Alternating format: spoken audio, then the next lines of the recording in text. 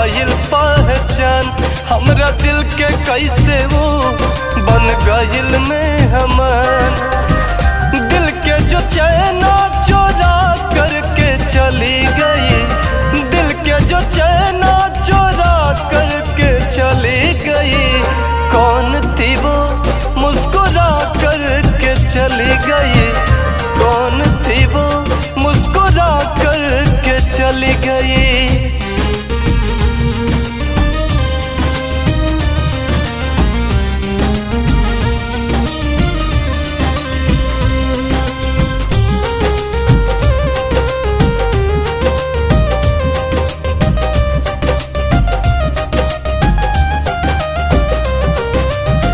दिलवा में हमरा धस गईली, नहीं लिहली खबरिया वो।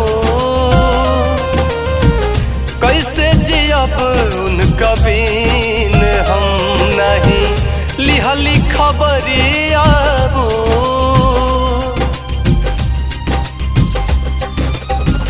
दिलवा में हमरा धस गईली, जब फेरली नजरिया वो।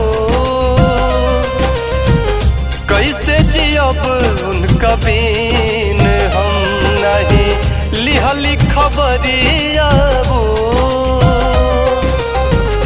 दिल को ये मेरा धड़का करके चली गई, दिल को ये मेरा धड़का करके चली गई। कौन थी वो मुस्कुरा करके चली गई, कौन थी वो मुस्कुरा करके चली गई।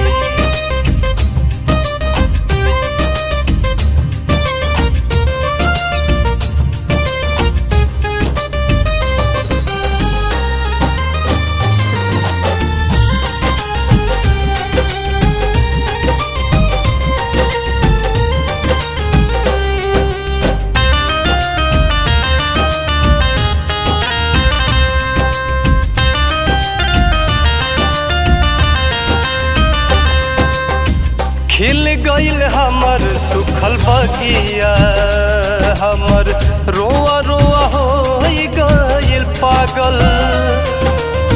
भूलियो न पाई उनका रूपावा, अब दिनों रात रहिले हम पागल। खिल गइल हमर सुखल बगिया, अब दिनों रात रहिले हम पागल। भूलियो न पाई उनका रूपावा, अब दिनों रात रहिले हम पागल। रितेश पंकज को रुला करके चली गई, रितेश पंकज को रुला करके चली गई। कौन थी वो मुस्कुरा करके चली गई, कौन थी वो मुस्कुरा करके चली गई।